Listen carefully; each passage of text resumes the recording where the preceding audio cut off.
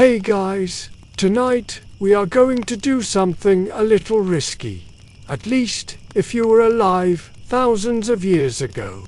Imagine standing in an open plain with no compass, no smartphone, no map stuffed into your back pocket. Just you, the wide horizon, and the sun creeping up over it.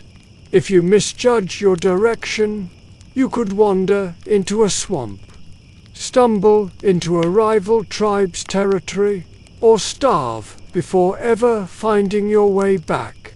You probably won't survive this, which, luckily, makes it the perfect bedtime story because all you have to do is listen and drift off, while someone else makes the mistakes for you.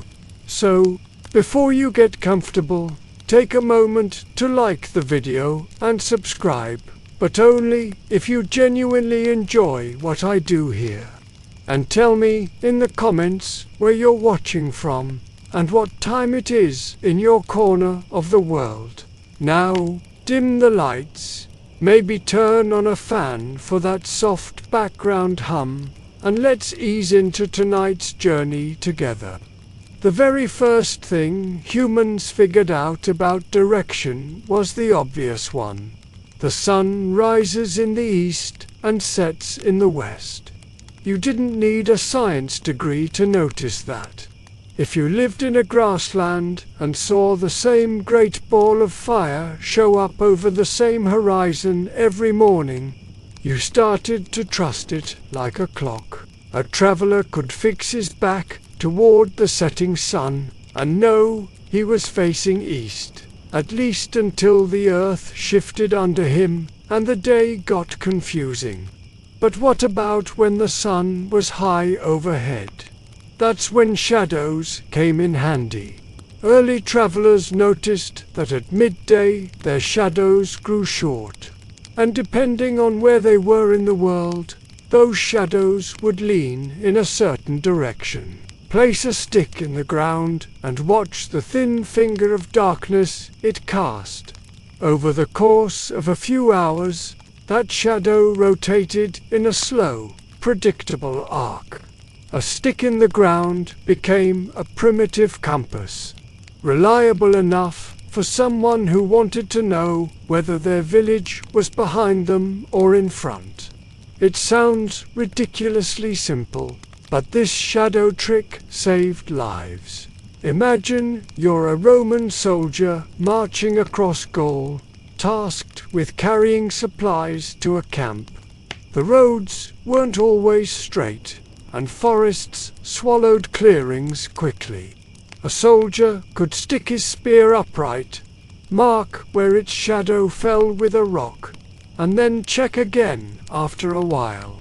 The change told him which way the world was tilting, and whether he was still on course. Historians still argue whether Roman legions really depended on this, or if it was just something individuals picked up. But either way, the method worked.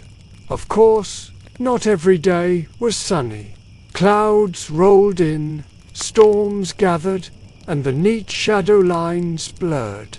That's where experience came in. Travelers noticed the quality of light itself. Morning light had a sharper chill, casting longer shapes, while afternoon sunlight seemed heavier, golden, and slightly lazier. Even without shadows, the very glow of the world hinted at the hour and the direction. And then there's the quirky tidbit. In ancient Egypt, farmers supposedly used crocodile dung as sunscreen. You might laugh at that image, someone smearing muck on their nose while tending to crops. But the point is, they were outside all day, watching how the sun climbed and sank. Their skin was a calendar, their shadows a clock. It was impossible not to develop an instinct for orientation. Think about how predictable the sun feels today. You know it'll rise tomorrow, and you know roughly where. That rhythm gave people in the past a rare sense of stability, even if the rivers shifted course, even if kingdoms fell, even if you had to pick up your family and move. The sun was always the same companion. There's something calming about that thought. Yet, danger lurked in the simplicity. The sun set in the west. Yes, but what if you followed it too eagerly? Out in the Sahara, the horizon was a liar. Dunes looked identical, and the sun dropping lower meant you were running out of time, water, and patience. Bedouins learned to pace themselves with shadows, not just direction. A long shadow meant the heat of the day was finally breaking, and you could start moving without roasting yourself. A short shadow meant you'd better find shade and wait. Shadows weren't just a compass, they were a survival schedule. Travelers also used their own bodies. Stand still, stretch your arms out, and let the sun fall on one side. Over time, you got used to associating that warmth with a general orientation. For instance, in Europe, if you felt the afternoon sun warming your right cheek, you were probably facing north. Was it perfect? Not at all. But when your life depended on not walking in circles, even a warm cheek was a hint worth trusting. There's a strange beauty in how such methods blurred science and instinct. You didn't think about axial tilt or Earth's rotation. You thought, the sun rises where it always has, my shadow falls like it always does, so the world is still familiar. That trust was enough to keep people moving across valleys, deserts, and mountains.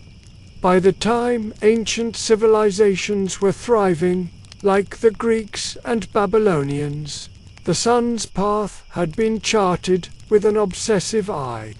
Sundials appeared, not just as timekeepers, but as evidence of the sun's authority.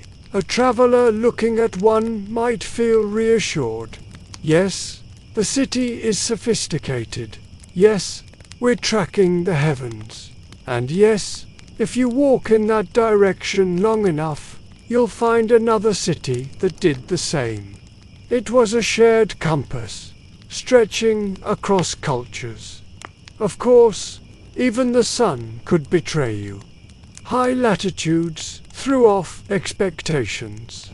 Travelers far north realized that in summer the sun refused to dip, circling the sky instead. Imagine being a Viking, rowing under a sky that never darkened, trying to guess direction, while everything felt like an endless afternoon. Some sagas suggest that they carried a sunstone, a piece of crystal that polarized light, helping them locate the hidden sun through clouds. Historians still debate whether this was a legend or a clever technological hack, but the image sticks. A sailor holding up a glowing rock, peering into the mist, hoping the sun was where he thought. And if you step back and think about it, the sun gave travelers not just direction, but also courage. The fear of being lost was softened by the fact that tomorrow, without fail, a bright disk would rise again to remind you where east lay. A reassurance that, no matter how messy the journey, there was at least one certainty written across the sky. You can almost picture yourself lying back in some ancient clearing, watching the sky change colors, feeling the cool air settle in, and knowing that you've got one more night to figure things out. The stars are coming, but for now, the sun has done its part. It has led you just far enough. Tomorrow it will rise again, and you'll know where to go.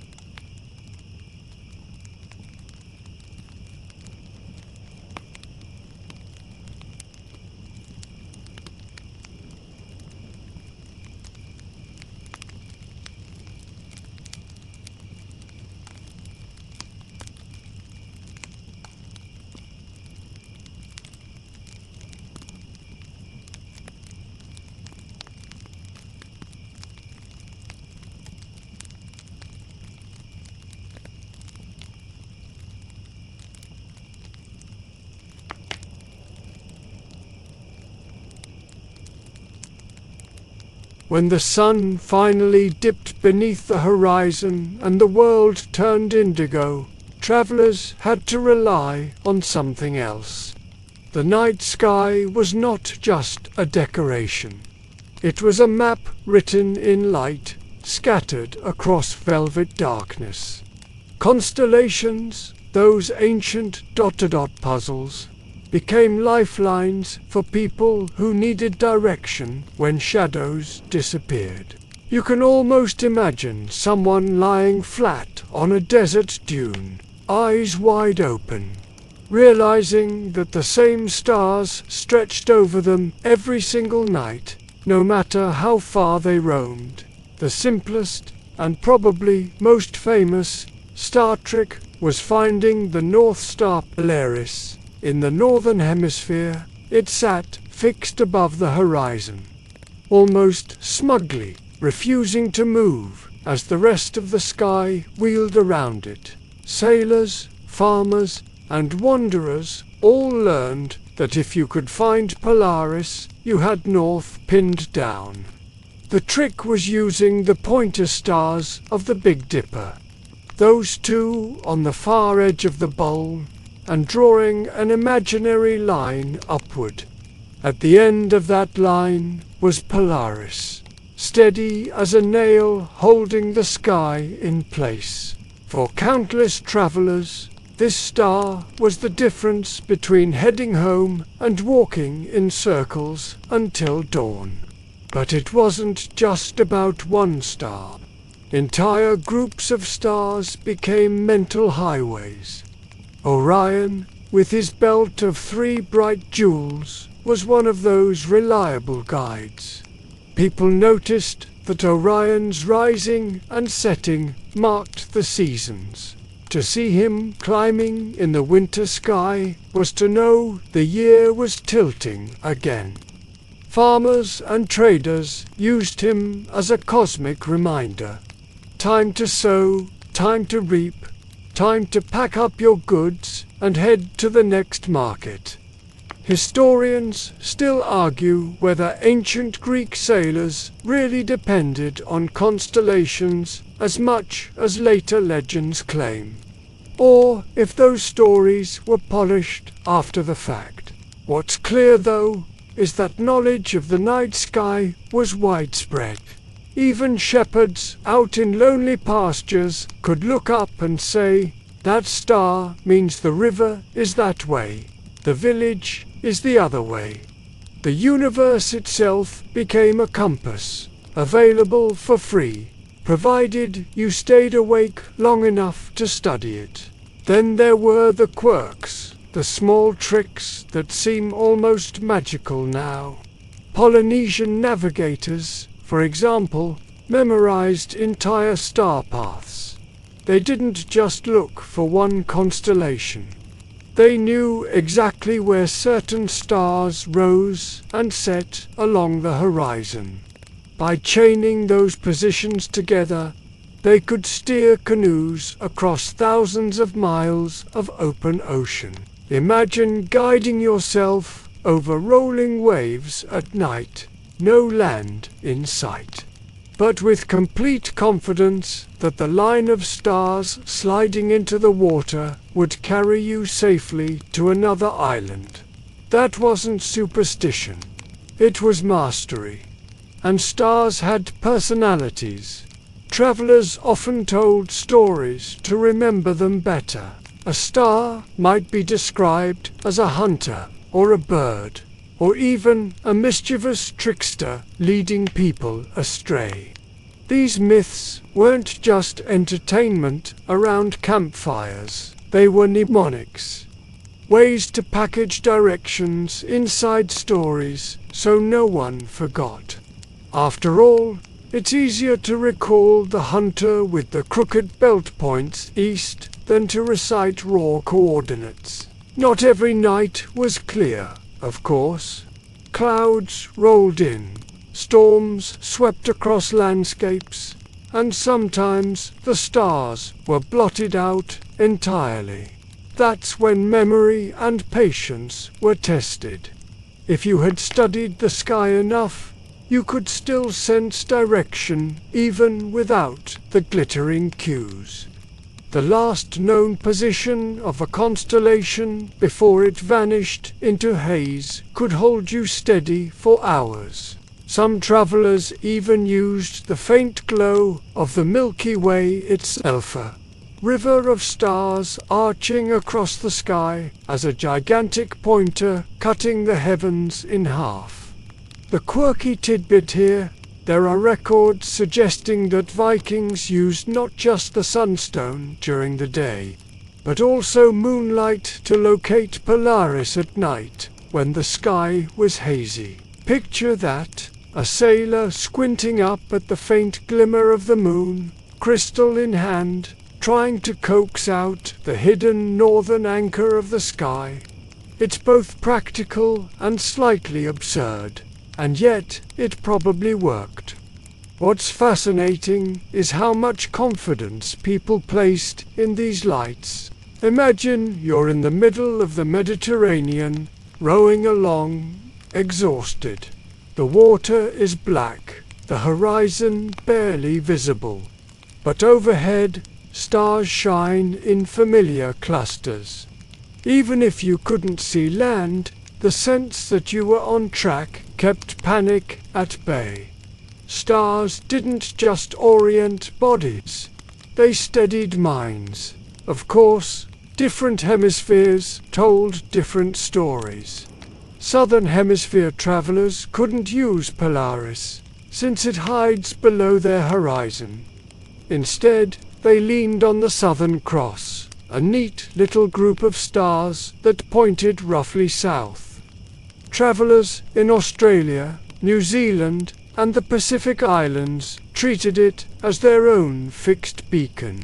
To them, the Southern Cross was what Polaris was to northern wanderers.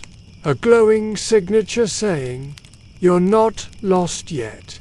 There's something oddly calming about thinking of ancient people staring up at the same night sky we see today. The exact same Orion, the same Big Dipper, the same scattering of faint points. They stitched together order from chaos and trusted those lights to lead them home. For all our GPS satellites and glowing maps, the stars remain unchanged, silently offering direction to anyone patient enough to look. And maybe that's the secret to how travelers endured long, dangerous nights. The stars gave them rhythm and orientation, yes, but they also gave them companionship. No matter how far from home, someone had always seen those same lights before. Someone had sung about them, drawn them, or trusted them. To lie back on cool grass, hearing the hum of night insects, and to see Orion's belt glinting above that was not just navigation, it was comfort.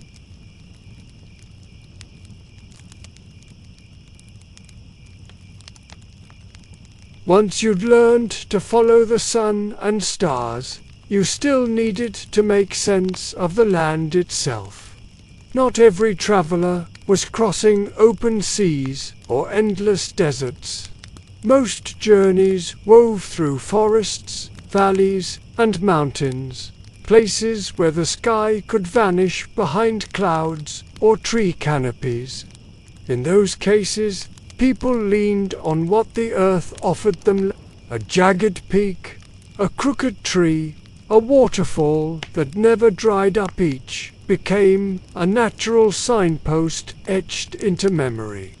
Picture yourself walking through a valley in ancient Greece. The ridges around you all look similar, but you notice one with a notch shaped like a wolf's ear. You'd never forget it. If someone back in the village asked you how to get to the next settlement, you might say, "Walk toward the wolf's ear, then turn where the river bends." These memory maps weren't ink on parchment. They lived inside the mind, linked to shapes and stories. Travelers across the Andes relied on massive peaks called apus, which were not just landmarks, but sacred beings in local belief. Every mountain had a personality, a spirit to respect. By remembering the character of each peak, you also remembered its location and how it framed the route. It was navigation wrapped in spirituality. Historians still argue whether this blend of religion and wayfinding was deliberate design or a natural byproduct of living so close to dramatic landscapes. But either way, the mountains guided both feet and faith. Of course, rivers were equally powerful markers. Flowing water cut across territories like glowing lines on a map.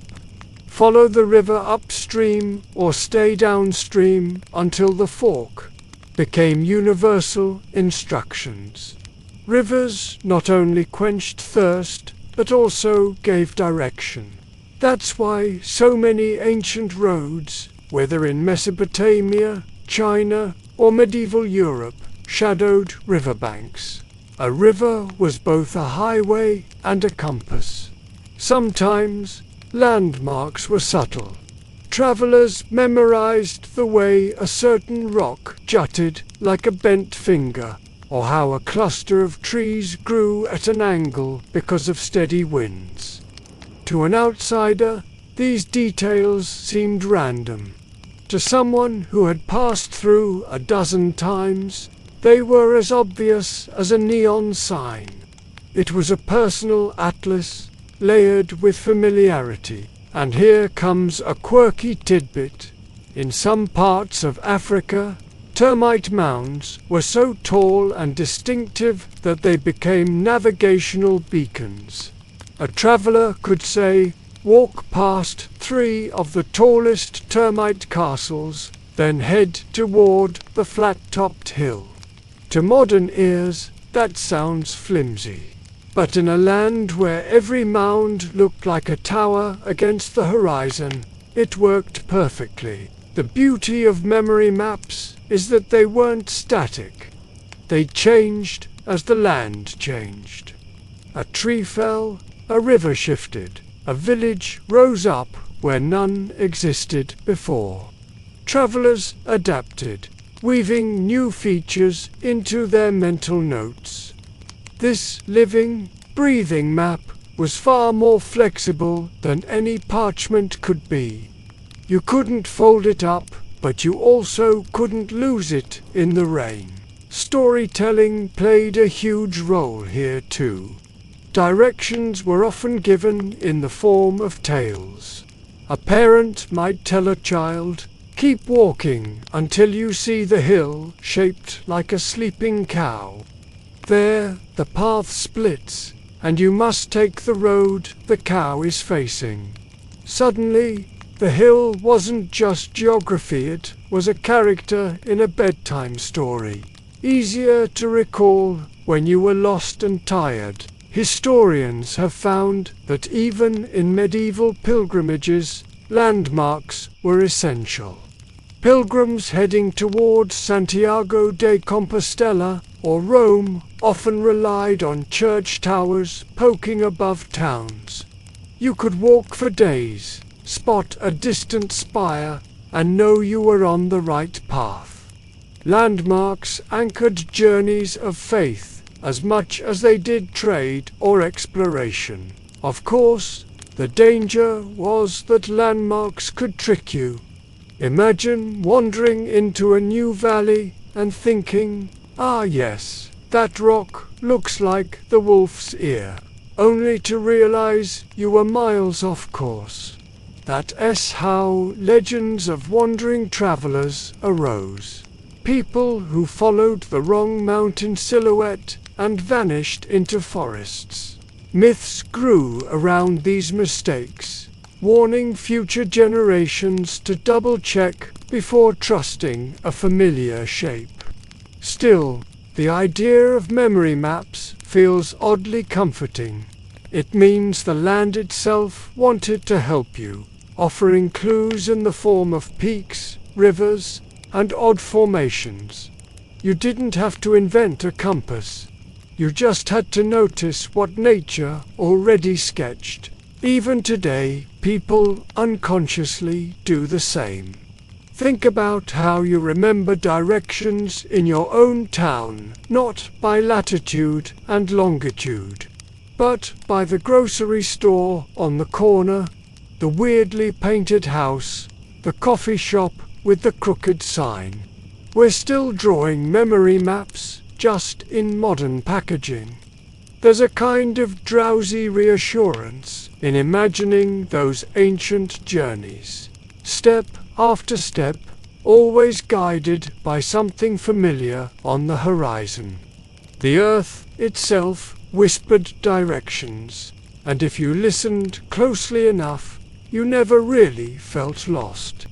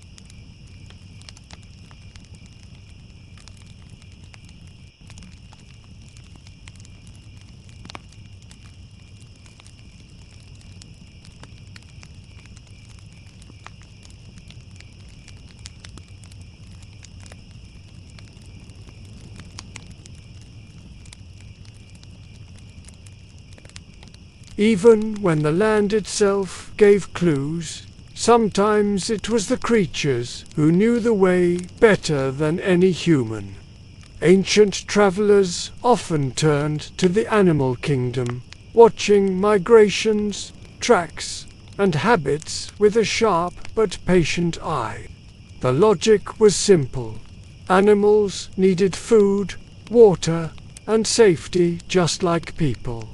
If you followed them, you'd probably find what you needed to. Picture a group of nomads in Central Asia trudging across a wide plain with little sense of which direction held the next water source. Suddenly, they notice a flight of birds cutting across the horizon. Not random birds, but cranes large, determined, and flying in a distinct V-shaped pattern. You'd know they were heading toward marshlands or rivers, because that's where cranes gather. That single sighting could mean the difference between dying of thirst or reaching a sanctuary. Birds in particular became trusted guides. Swallows returned to the same regions each year, hinting at seasonal rhythms. Seagulls were obvious. If they were circling above, the sea couldn't be far away. Polynesian navigators even noted the way certain birds left their islands in the morning and returned in the evening. By following their flight paths, sailors could estimate the direction and distance of land they couldn't yet see. Historians still argue whether this technique was formally taught across generations or just instinctively learned. But the consistency of the accounts is hard to ignore. Entire communities seemed to tune into the behavior of flocks, turning wings in the sky into arrows pointing the way. And it wasn't just birds. Herd animals carved trails into the earth long before people set foot there. Buffalo, deer, elephants, wherever they moved, they left behind packed down tracks that snaked toward rivers and valleys. Travelers quickly realized these were ready-made highways. The logic was irresistible.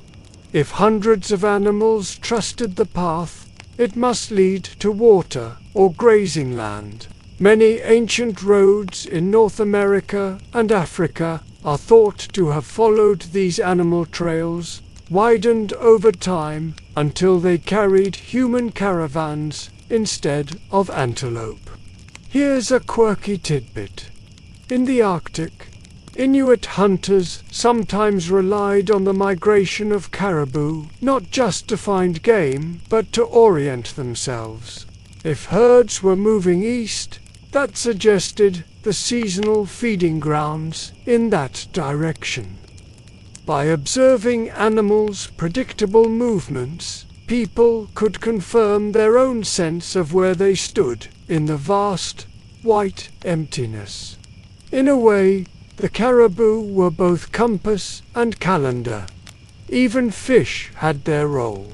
Travelers living near coasts or rivers noticed seasonal runs, when fish surged upstream in astonishing numbers.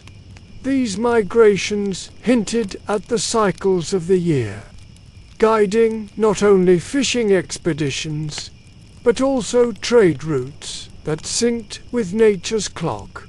And don't forget insects. In deserts, ants often build nests facing certain directions for warmth and shelter. Observing their patterns could tip off wanderers about prevailing winds or sun exposure. Small details, often overlooked, became breadcrumbs of orientation. Of course, the relationship was not one-sided. Sometimes animals misled. A flock might veer off unexpectedly, driven by predators, and lead humans into harsh terrain. There are tales of travelers who followed deer into mountains only to find themselves trapped in ravines. Myths grew around such mishaps, often turning the animals into tricksters or spirit guides who punished arrogance. Still, the practice of learning from wildlife was deeply embedded in culture. Indigenous groups across continents passed down knowledge like, follow the geese south, and you'll find the lakes, or where the elephants walk, there is always water. These weren't just sayings, they were distilled survival manuals. Think about it. When GPS fails today, people panic. But for thousands of years, orientation wasn't about gadgets.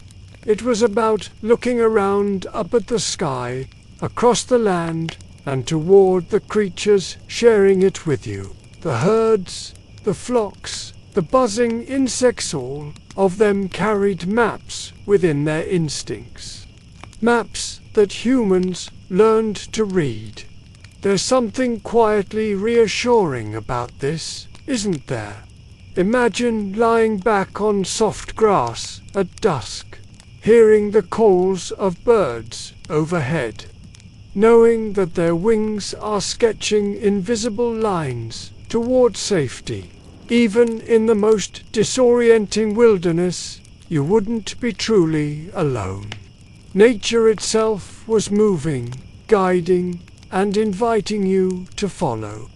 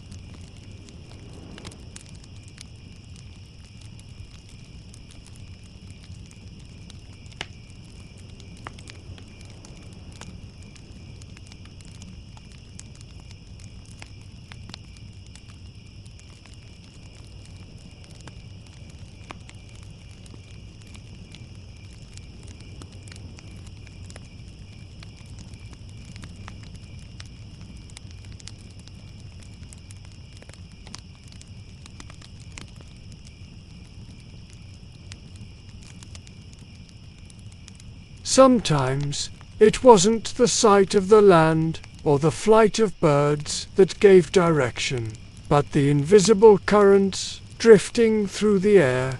Ancient travelers learned to read the world not only with their eyes, but also with their skin, ears, and noses. The winds and the scents they carried became quiet compasses, subtle but dependable if you knew how to listen. Picture a sailor out on the Mediterranean, sails snapping against the breeze. He didn't have a compass or a star in view. Thick clouds covered the sky, but he knew the prevailing winds. The Artesian winds, for example, blew north to south every summer like a seasonal clock.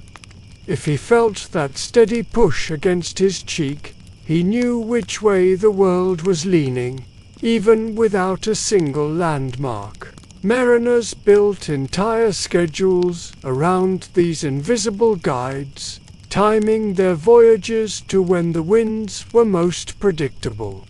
Over land, too, breezes carried secrets. Desert travelers often noticed that cool air at night flowed in from open plains, while warmer, gritty gusts came from dunes. A Bedouin might pause, lift his head, and sniff the air, recognizing the faint tang of salt that whispered, "The sea is not far now." To him, the breeze wasn't just relief, it was a message. Historians still argue whether early Phoenician sailors truly memorized wind patterns across the Mediterranean, or whether those accounts were exaggerated by later writers.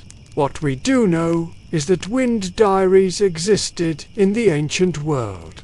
Mariners and caravans kept oral records of which breezes arrived in which seasons, passing down this knowledge like inheritance.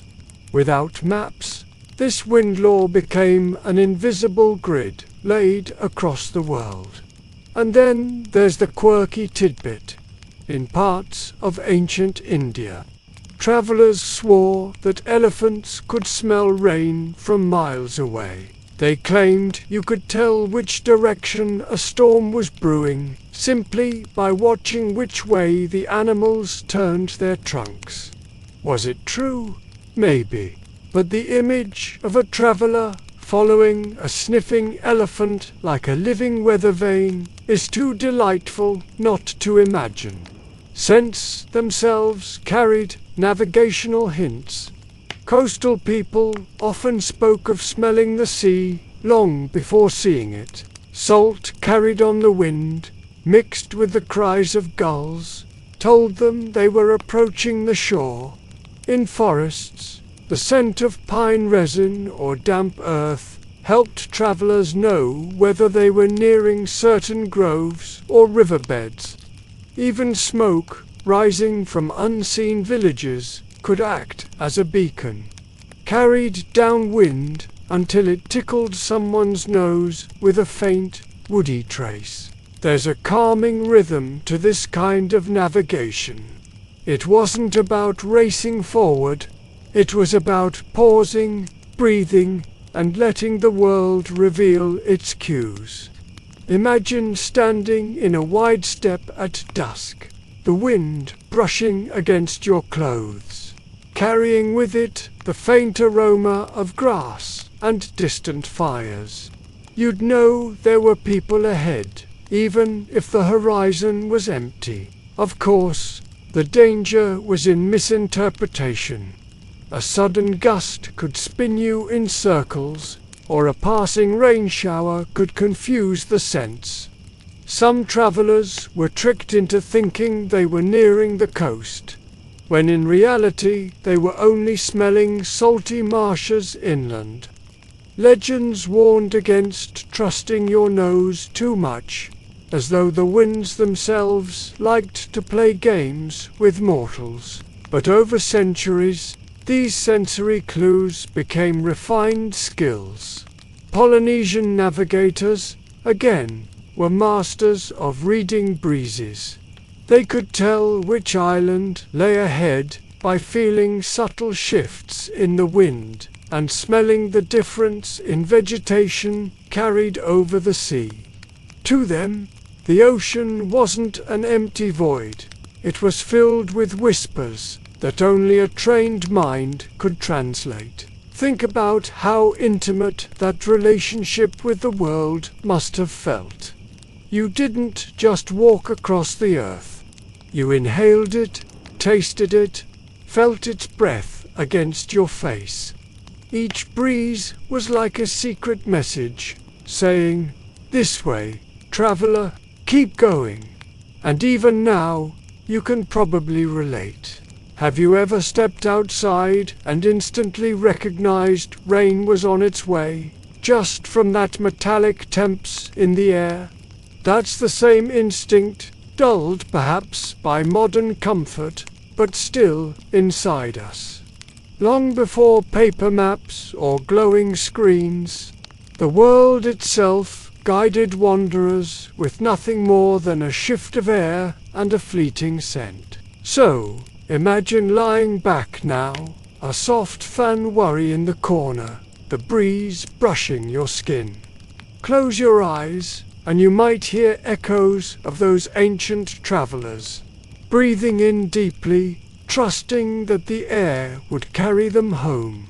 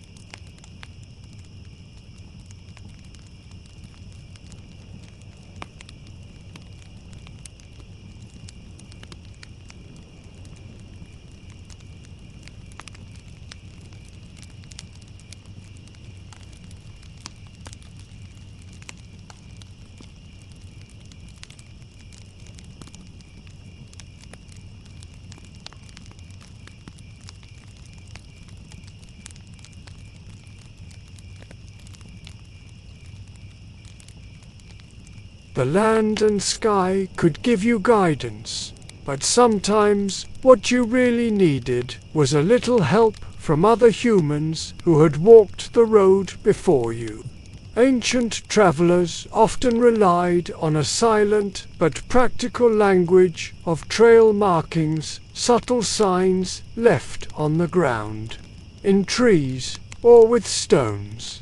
These weren't maps in the modern sense, but breadcrumbs scattered across wilderness, small hints that someone else had been here and wanted you to know the way. One of the most common methods was the cairn, a stack of stones, balanced one atop another in a way that was too deliberate to be natural. A single pile might look like coincidence, but a line of them told a story. Step after step, cairns could stretch across valleys, over ridges, even into deserts where no other features stood out. Some still survive today, silent monuments to long-forgotten journeys. Imagine being lost and then spotting a sudden reassurance that yes, you are still on a path that humans once trusted. Carved trees were another sign. A traveler might slice a notch into the bark, pointing in the direction of water or shelter. Over time, entire forests were inscribed with faint signals. An X for danger, an arrow for direction, or sometimes even a personal mark to say, "I was here." These were early versions of road signs, stripped to their essence. They weren't meant for decoration, but survival. Historians still argue whether such markings were organized systems or just scattered improvisations. Some claim that Native American tribes in North America maintained well-established sets of symbols, while others believe they were more spontaneous, changing from place to place. The truth is probably a mix. People didn't always need formal agreements. A pile of stones in a barren landscape spoke loudly enough on its own. And here's a quirky tidbit.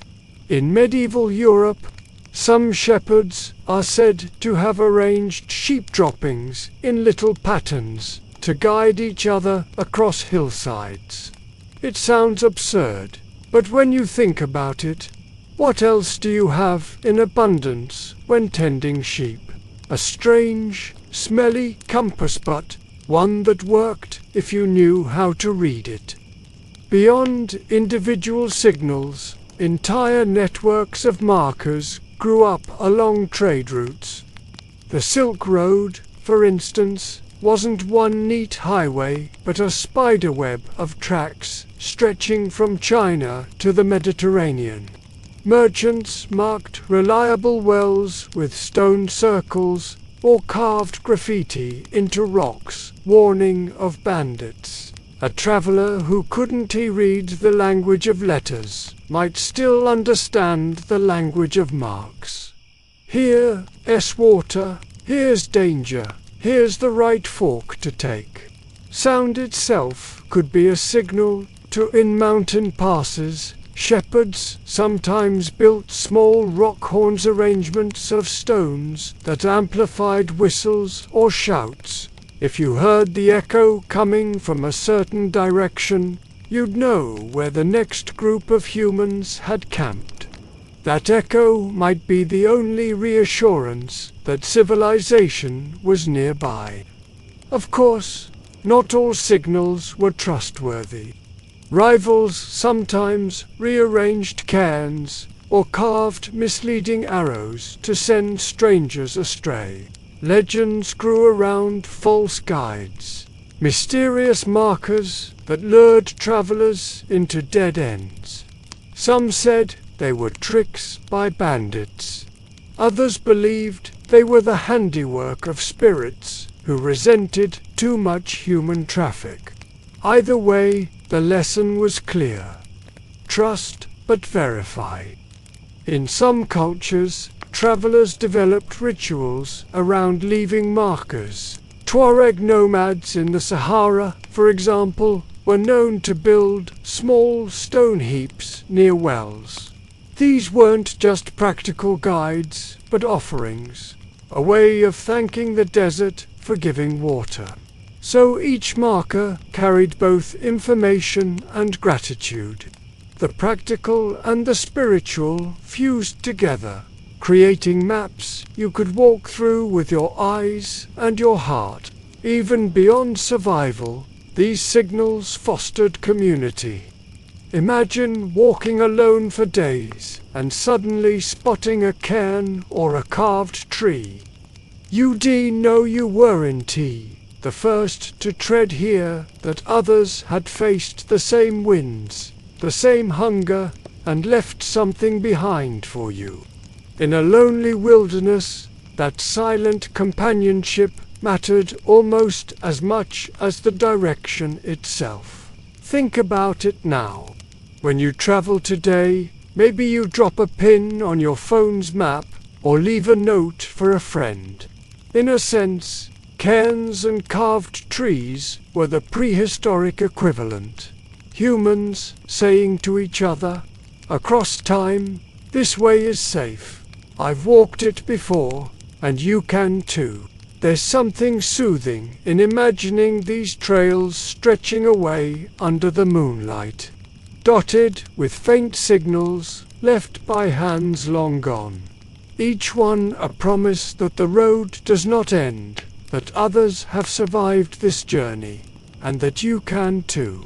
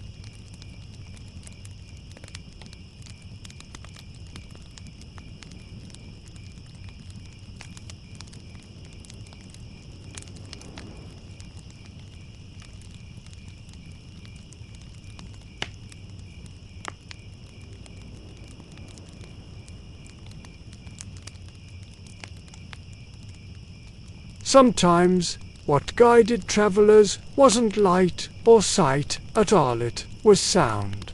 The world has a way of carrying voices and echoes that can reach across hills, valleys, and plains.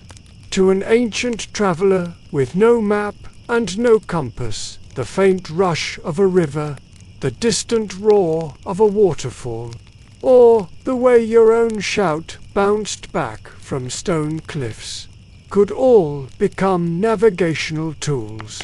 Imagine wandering through a forest thick with trees that block the horizon. You can't see far, but you pause and listen. There it is, the soft trickle of water somewhere ahead. It might be faint, hidden by leaves and wind, but it's there, drawing you forward. Step by step, the sound grows louder, and eventually you break into a clearing where a stream winds its way across the landscape. You've just found the ancient equivalent of a glowing neon sign, a source of life, direction, and a natural road to follow.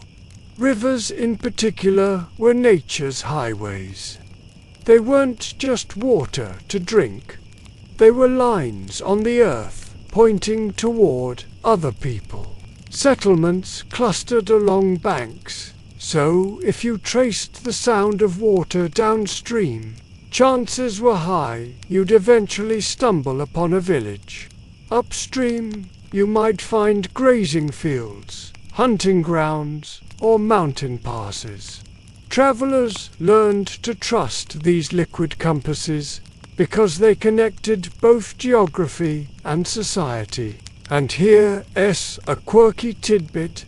Ancient Chinese poets sometimes described rivers as singing serpents, each with its own voice. Locals could supposedly tell which river lay ahead simply by recognizing its unique tone.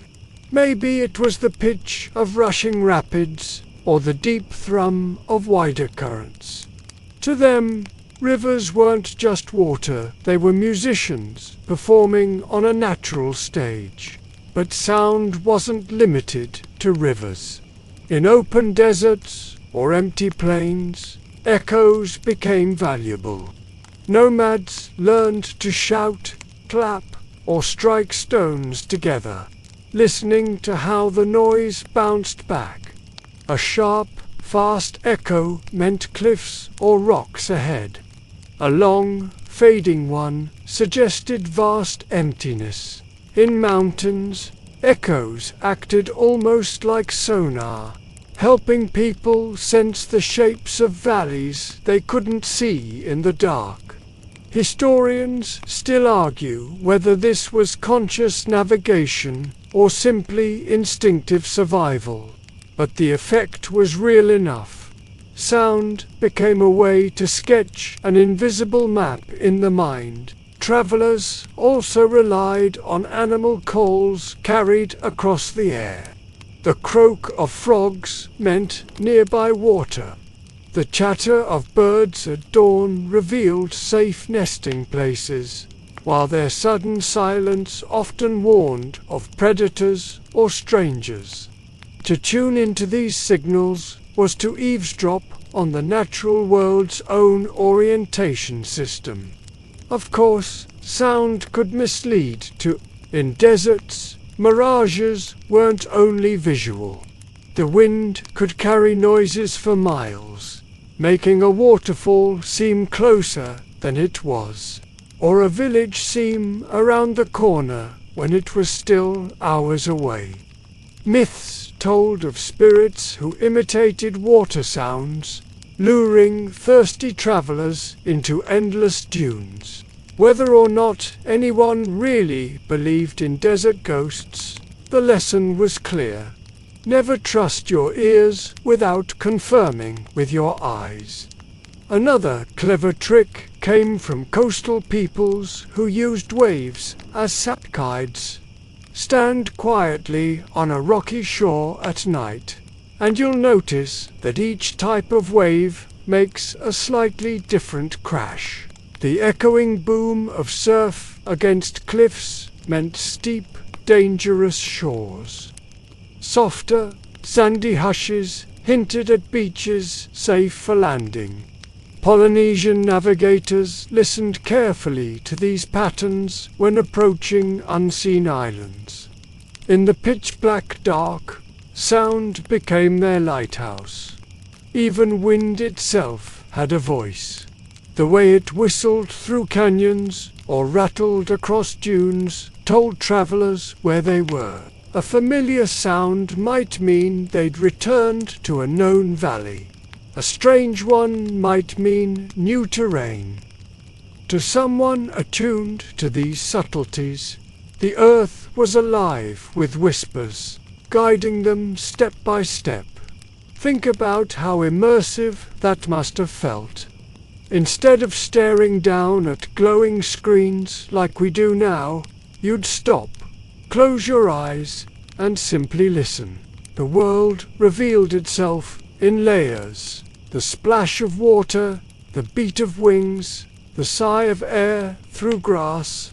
It wasn't fast navigation, but it was steady, patient, and deeply human. There's something calming in the idea of lying down near a campfire. The chatter of crickets filling the night, knowing that every sound around you carries meaning.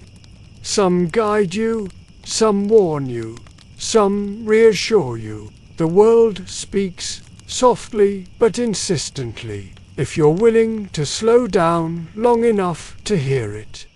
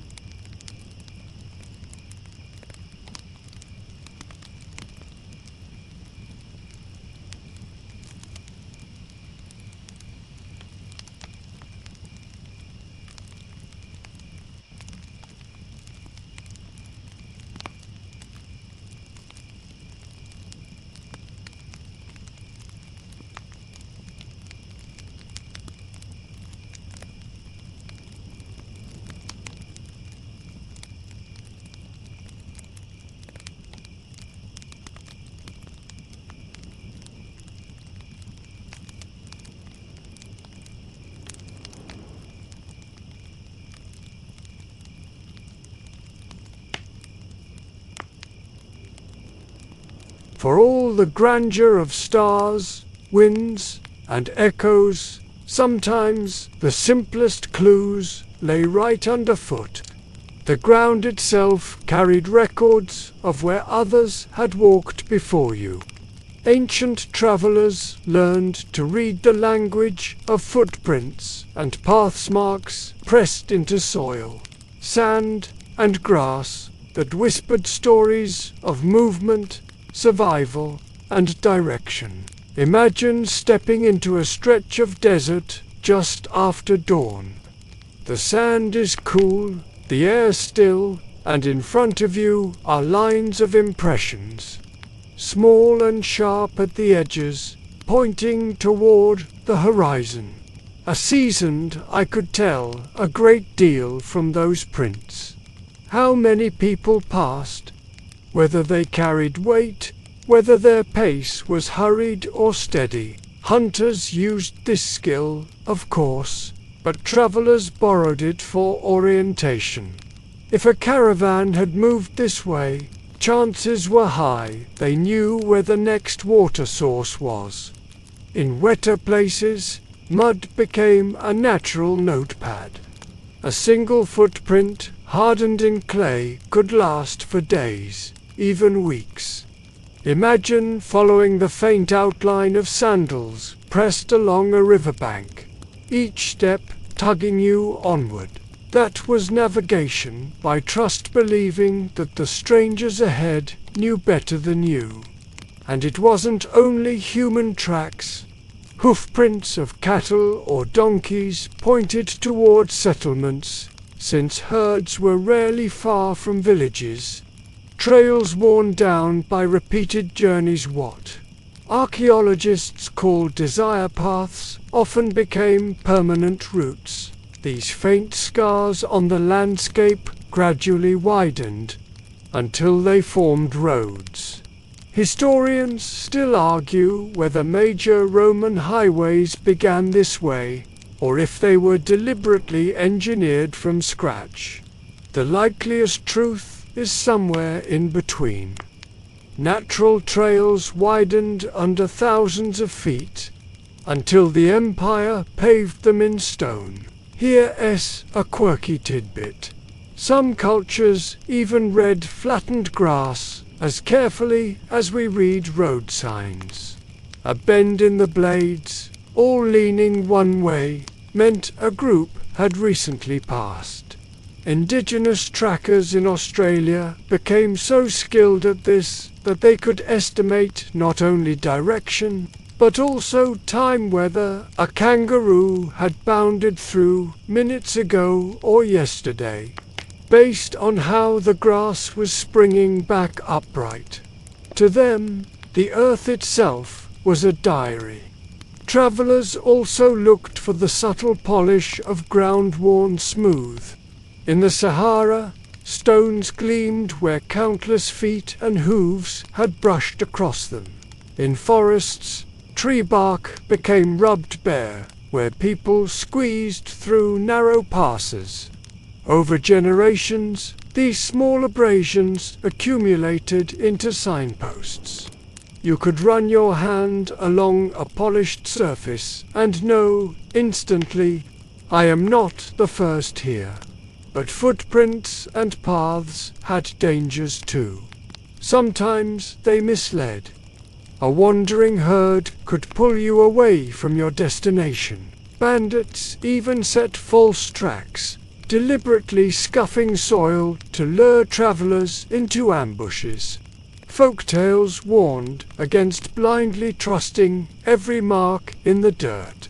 Follow with your head, not just your feet, the elders would say. Despite the risks, reading the ground became an art passed from parent to child. Many hunter-gatherer societies taught their young to crouch low, trace a print with their finger, and interpret its meaning. The width of a heel, the depth of a solitch told a story. To a skilled tracker, the earth was like an open book, pages written fresh every day. And the best part? This language required no tools, no symbols carved in stone. It was universal. A footprint is a footprint, whether in Africa, Asia, or the Americas. Travelers who spoke entirely different tongues could still follow the same trail. It was a quiet form of communication between strangers who might never meet, but who nonetheless relied on each other. Even today, we catch glimpses of this instinct. Hikers feel reassured when they see boot prints in the mud, proof that others have passed the same way. Snow reveals hidden traffic across fields, and suddenly you know where the deer crossed last night. These traces connect us, faintly but surely, to the wayfinding traditions of the past. So picture yourself lying in a grassy meadow as night falls. Half asleep, the faint line of a path winding off into the distance. You know that countless feet have walked it before yours, each step adding to the story. Even if you don't know exactly where it leads, you can trust that it goes somewhere because someone, long ago, decided it was worth walking.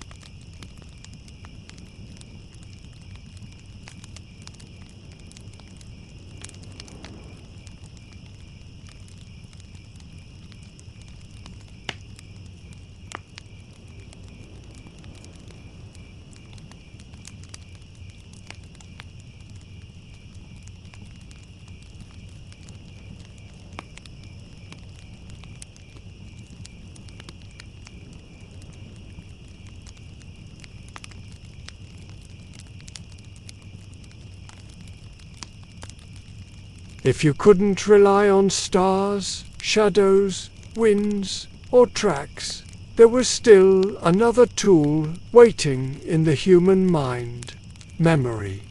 Ancient travelers often carried entire landscapes inside their heads, not as drawings, but as stories.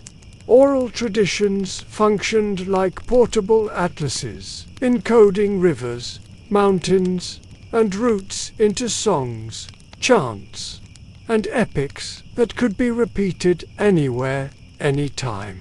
Picture a group of elders gathered by a fire, children leaning in close.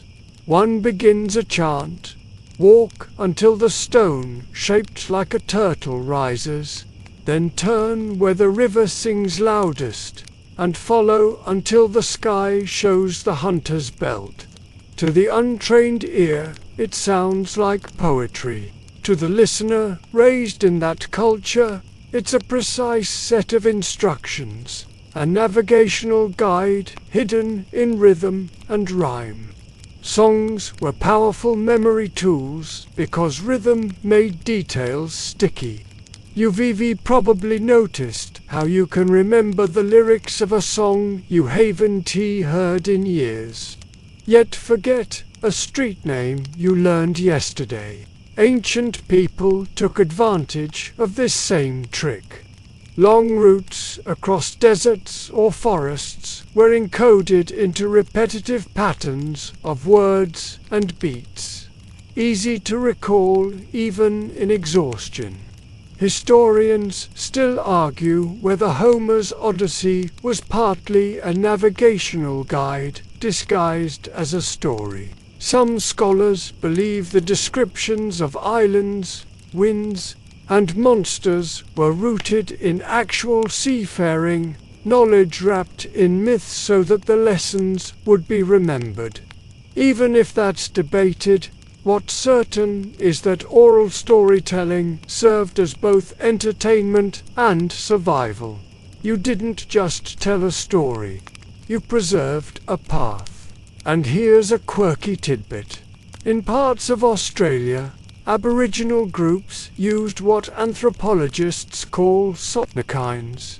These were epic chants that described entire journeys across the continent, linking landmarks, waterholes, and sacred sites. A person who knew the right song could, in theory, walk thousands of miles without a map, guided purely by melody and words. Each verse matched a piece of geography. To forget a line wasn't just a musical mistake, was the risk of getting lost. The idea wasn't unique to Australia. Across Africa, griots wove travel directions into their epics.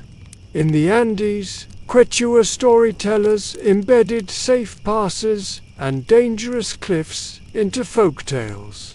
In the Arctic, Inuit myths described the direction of sea currents, and hunting grounds passed down from one generation to the next.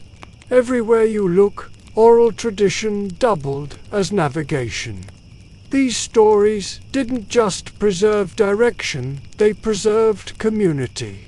Imagine being a traveler welcomed into a distant village.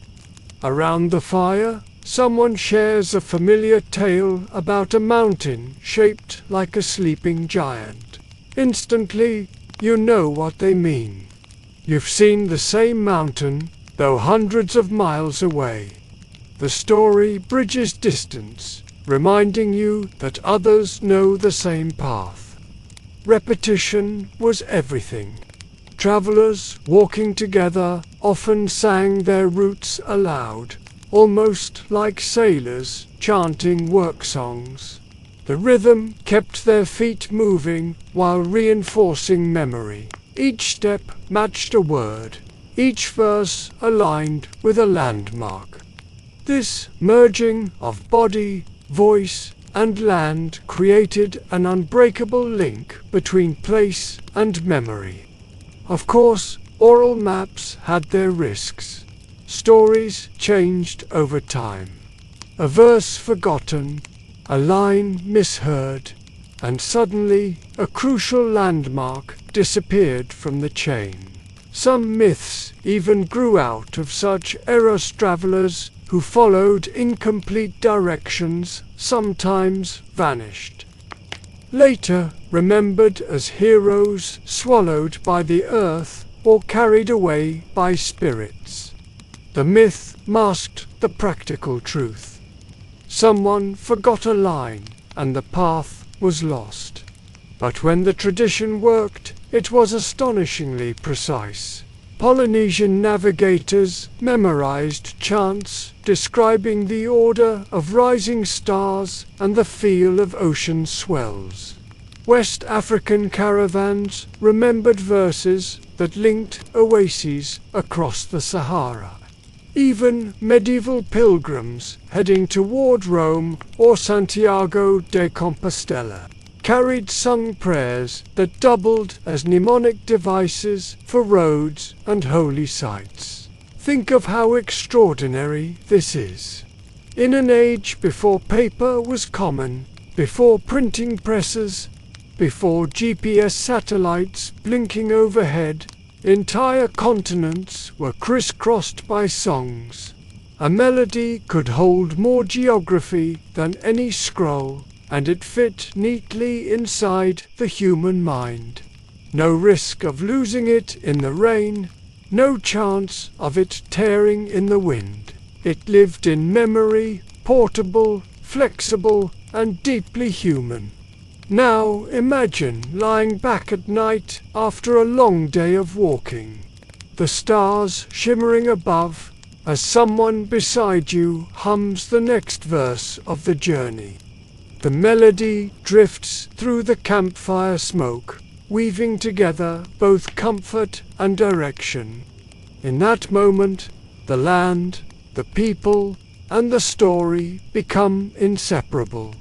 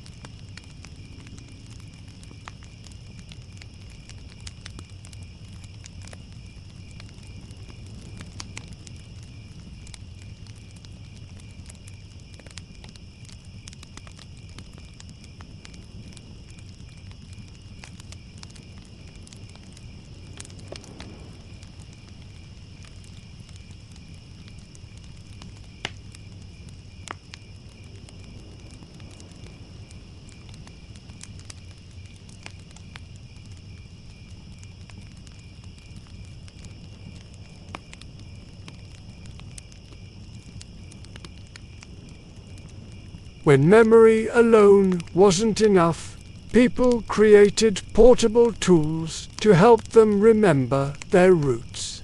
These were not maps in the modern sense, but clever devices and objects that carried instructions, reminders, and signals for those who needed to find their way again. To us, they might look like bits of string, bones, or sticks. But for ancient travelers, they were libraries, compact, durable, and filled with meaning. One of the simplest was the knotted cord. Across multiple cultures, people tied knots into ropes to keep track of distances, stages of a journey, or important turns along the way. Each knot represented a stop, a landmark, or sometimes even the number of nights spent traveling. As you moved, you slid your fingers across the cord and counted. The Inca took this practice to extraordinary heights with their quipu bundles of colored strings knotted in intricate patterns. Quippers were used for accounting, yes, but also for recording information about roads and stations along the empire's vast network. A messenger running through the Andes could carry a quipu as both record and reminder. A tactile guide pressed into his palm. Travelers also scratched symbols into bones or carved sticks. A rib bone might hold a series of shallow cuts, each representing a stream, a hill, or a crossing. A stick could be etched with lines angled to indicate turns, or dotted to mark wells. These weren't works of art. They were memory aids, crude but reliable. Carry one in your pack and you could glance at it whenever the landscape grew confusing. Historians still argue whether such objects were shared widely or kept personal. Were they communal guides meant to be passed down, or private prompts carried by individuals? Some scholars point out that certain finds seemed too abstract to be of general use, suggesting they were made for one person who already knew what each mark meant. Others argue they must have had standardized meanings, or else the tools would have been useless to anyone else. Either way, the practice shows just how much people valued portable memory. Here's a quirky tidbit. Norse seafarers sometimes carried what's called a runic calendar, a small stick or piece of wood inscribed with symbols for solar cycles, feast days, and directional cues. Though not exactly a map, it was a way of sensing their voyages with time itself. It functioned like a pocket almanac, keeping navigation tied to ritual and season. Imagine tucking that into your belt, a miniature universe carved into wood, guiding you through long, uncertain journeys. Across the Pacific, Polynesians devised something even stranger: stick charts. These weren't maps of land, but maps of the sea itself. Thin sticks were lashed together in patterns representing wave swells, currents, and island positions. Shells marked the islands, while the sticks showed how swells bent and crossed around them. At first glance, they looked like abstract sculptures, but to a trained navigator, they were blueprints of the ocean. A sailor didn't bring the chart on the canoe. Instead, he memorized it beforehand by touch and sight, then left it behind. The chart wasn't a crutch, but a teacher, turning the ocean into a place you could read. Other societies relied on tally stones. Carved pebbles marked stages of caravan routes, each stone representing a well, a pass, or a trading outpost. Merchants in Central Asia might pass a pouch of such stones along to a junior partner, saying, "This one is for the Red Mountain, this one for the Salt Lake, this one for the Market Square." To outsiders, it looked like a bag of rocks. To insiders, it was a coded itinerary. These tools weren't only practical, they were deeply cultural. Each object tied a traveler to their people's traditions.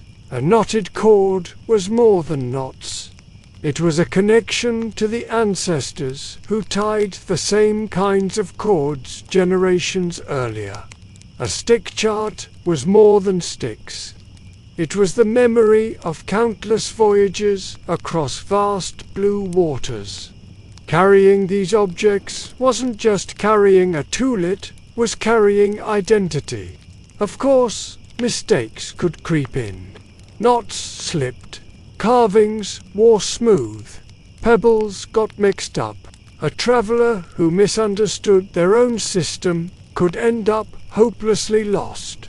Stories abound of merchants blaming bandits or gods for their misfortune when, in truth, a single missing knot had thrown off their entire sense of direction.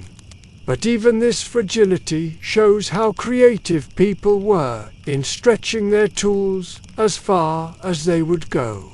Think of how comforting such aids must have been, to step into a wilderness knowing that in your pouch was a cord, a bone, or a carved stick that whispered, "Here is the river, here is the hill, here is the village." That was reassurance in tangible form. You could touch it with your fingers and feel less alone. And perhaps there's something timeless about it. We still do this today. A shopping list scribbled on paper, a phone reminder buzzing in your pocket, even a string tied around your finger, all are modern versions of ancient mnemonic tools.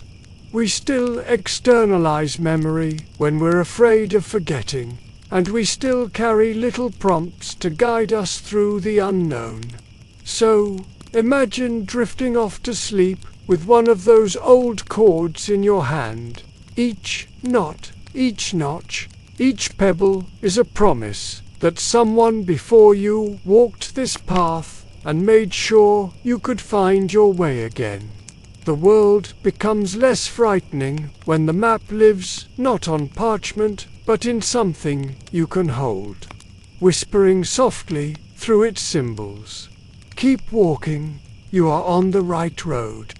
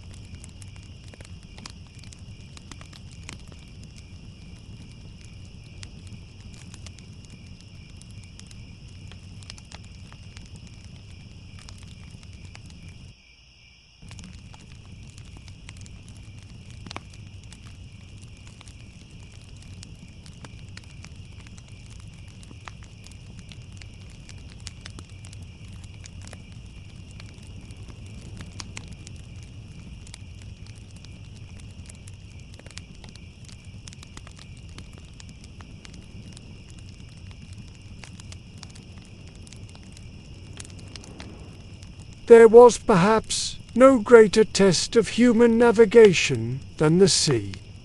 On land, at least, you could rely on mountains, rivers, or trails worn by animals. But on the ocean, everything looked the same. endless water stretching to every horizon, shifting clouds overhead, and the terrifying knowledge that one wrong direction could mean drifting until thirst finished you off. Yet somehow, long before compasses or charts, people learned to cross open oceans with astonishing accuracy. Their techniques became some of the most sophisticated systems of wayfinding ever devised. The Polynesians stand out as masters of this art. Imagine setting sail in a double-hulled canoe, hundreds of miles from land, no compass to guide you. What you did have was a brain filled with memorized star paths, a body trained to sense the rhythms of the sea, and a culture that had been perfecting these skills for generations. At night, you steered by constellations. Each star rose and set along the horizon in predictable places, like invisible signposts. By memorizing their order, you could sail for days in one direction, confident that the heavens themselves were steering you. But the sky was only part of the story. During the day, when the stars disappeared, Polynesian navigators turned to the ocean's voice. Waves and swells moved in steady patterns. A skilled sailor could feel the angle of the swells against the canoe and know where land lay beyond the horizon. Imagine closing your eyes and reading the sea like braille, every ripple a letter, every crest a word. That's how precise they were. Historians still argue whether all these techniques were consciously taught through formal schools of navigation or passed down informally within families. Some oral traditions describe navigators as part of a sacred class, trained from childhood to memorize hundreds of star positions and wave patterns. Others suggest that many seafarers picked up skills gradually through experience. Either way, the depth of their knowledge remains staggering. Here's a quirky tidbit. Polynesian sailors reportedly could detect islands by watching the flight of certain birds. A frigate bird, for example, rarely strayed far from land. If you saw one flying with purpose at dusk, you could be almost certain that land lay in that direction. In some cases, sailors released caged birds from their canoes. If the bird returned, they knew land was still far. If it flew straight ahead, they followed. A feathery compass flapping its wings. The Pacific wasn't the only place where people mastered the sea without maps. Vikings in the North Atlantic faced their own challenges. Fog, freezing spray, and long stretches where the sun barely set in summer or barely rose in winter. They learned to use the sun at odd angles, even creating sun compasses to capture shadows at sea. Some sagas describe their use of sunstone crystals that polarized light, allowing sailors to locate the sun's hidden position on overcast days. It sounds like myth, but modern experiments suggest it may have worked. Picture a bearded sailor, crystal in hand, squinting into the mist to pull direction out of the invisible sky. Beyond tools, seafaring navigation depended on memory and ritual. Polynesian stick charts, for example, weren't carried on voyages but studied beforehand. A young apprentice would sit with the navigator, tracing his fingers across sticks lashed together to represent swells, currents, and islands. He would memorize it, internalize it, and then leave the chart behind. The canoe carried no physical map, only living memory lodged in the mind of the navigator. It was a blend of science, intuition, and trust. Of course, the sea could trick even the best. Currents pushed canoes sideways without obvious signs. Clouds could hide stars for nights on end. Swells could overlap, creating confusing rhythms. Myths warned of sea gods who deliberately scrambled the signals, punishing arrogance with storms. Yet, despite these dangers, voyagers crisscrossed the Pacific and Atlantic centuries before compasses reached them, guided by nothing more than stars, waves, birds, and courage. And there's a comforting rhythm in picturing this. Imagine lying in the belly of a canoe, rocked gently by swells, looking up as Orion climbs higher, hearing the navigator humming under his breath as he counts stars. The crew dozes, the night stretches on, and only the navigator stays awake. Eyes on the sky, hands on the tiller. You're not lost, not really. The universe itself is guiding you. Even now, when GPS can pinpoint us within a few feet, these methods feel almost magical. Yet they were built on patient observation, honed senses, and trust in nature's patterns. The sea, once thought featureless, was full of signs if you knew how to read them.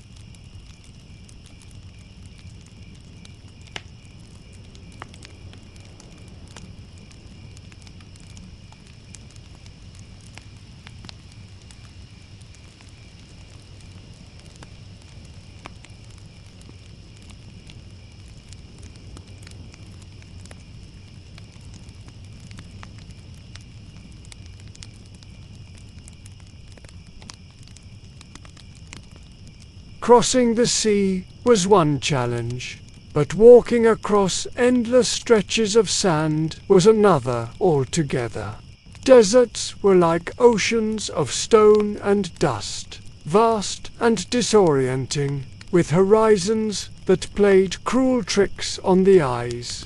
Landmarks shifted with the dunes, heat bent light into mirages, and silence swallowed sound. Yet, for nomadic groups like the Tuareg of the Sahara or the Bedouin of the Arabian Peninsula, these harsh landscapes were not mysteries, they were home, and over centuries, people developed astonishingly subtle techniques to orient themselves across what looked, to outsiders, like a blank canvas. One of the most basic skills was watching the sun's path. Of course, everyone knew the sun rose in the east and set in the west, but in the desert, the way shadows leaned could be magnified into a survival tool. Nomads carried sticks, much like makeshift sundials, to plant in the sand. They marked the shadow's shift with pebbles, creating a simple compass in the middle of nowhere. If the shadow grew shorter and swung steadily, you could adjust your path by inches before those inches became deadly miles. But desert travelers went further. They read the dunes themselves. The Sahara sand was sculpted by winds that blew in consistent directions. Barchandunis, those crescent-shaped ridges, tended to face the same way, their horns pointing downwind. Bedouins and Tuareg learned to read those shapes like arrows across the sand, knowing at a glance which way the prevailing winds and thus orientation ran.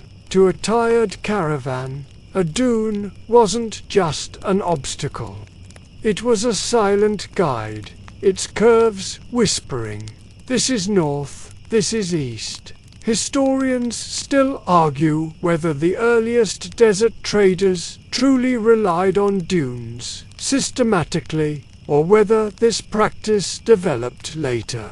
Some accounts describe elaborate oral traditions about dune shapes, while others suggest that memory of wells and landmarks was more important. But the evidence of consistent navigation across thousands of miles suggests that both methods blended together. Then there was the night sky. In the desert, where clouds rarely linger, the stars burned with a brilliance rarely seen elsewhere. Travelers could spot constellations with ease, aligning themselves by the North Star or by Orion's belt stretching across the heavens. For the Tuareg, the desert at night was not an empty void, but a map lit from above. Journeys often began after sunset, both to avoid the crushing heat and to follow the stars while the air cooled. Imagine a caravan setting off in silence, camels swaying under the moon, stars glittering in perfect patterns overhead. Here's a quirky tidbit. Bedouins claimed they could tell direction by the taste of sand on the wind. The story goes that each part of the desert had its own flavor, shaped by minerals and geography, and an experienced traveler could identify regions by licking a pinch of dust.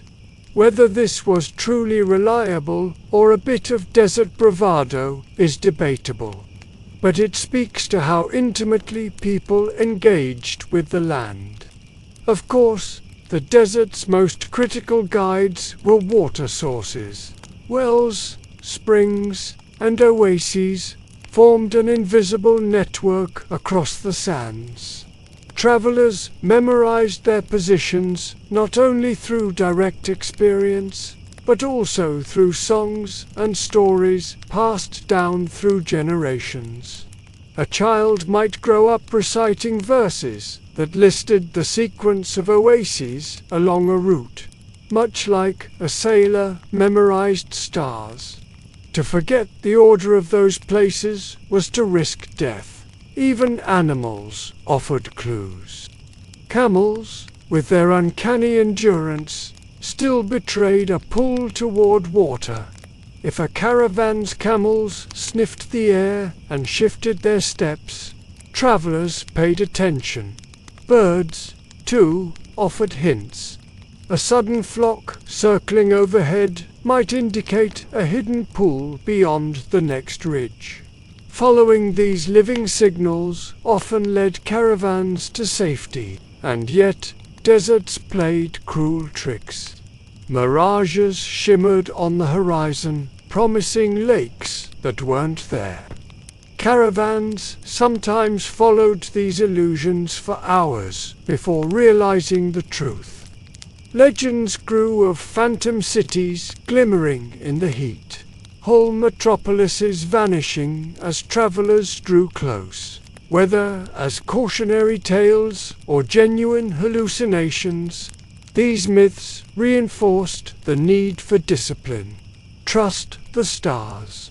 Trust the dunes. Trust the wells you know, but never trust what the heat shows you. Another essential tool was memory of caravan routes. Generations of nomads passed down not only the locations of oases, but also the timing between them. 3 days by camel to the next, well, an elder might say, and that phrase became as important as any map. Travelers counted the days, the stars, the sunrises, calibrating their sense of progress. Some even carried small pebbles, dropping one from their pouch each dawn to keep track of stages until the next landmark. Despite the harshness, deserts fostered a sense of deep trust in both nature and community. To walk the sands was to accept that guidance came in fragments, a shadow here, a dune there, the flight of a bird, the whisper of wind, the memory of a verse. Put together, those fragments formed a net strong enough to hold whole caravans as they crossed thousands of miles of nothingness, and perhaps that's why, even now, stories of desert journeys still carry a strange calm. Imagine lying on warm sand at night, the world hushed, only the stars wheeling above. In the silence, the dunes are not hostile but generous, guiding you gently if you know how to listen.